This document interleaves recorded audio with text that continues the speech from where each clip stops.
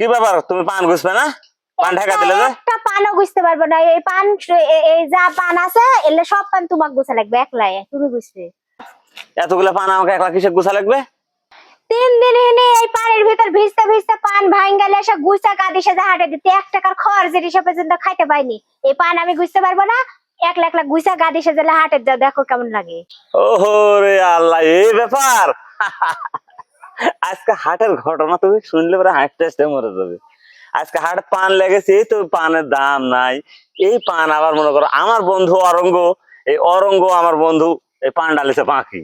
এখন তোমার কি করে মজা লাগবো, আমি ভাবেছিল তোমার লাগে 1 কেজি জিলাপি লিবো, 1 কেজি মোয়া লিবো, 1 কেজি তোমার ইয়া লিবো, নেমকি লিবো। এখানে ভাবেছিল বাদামও লিবো 1 কেজি। ভাই বেটা পান বিক্রি করে অরঙ্গ আমার বন্ধু বলতে বাকি। এখন আমি কি করবো বলো? তোমার সব চালাকে আমি ধরে ফেলা দিছি। বালিশের তলে টাকা দেখিতি, ওই টাকা তো বালিশের তলে ছিল না, টাকা খুলতে পারলি।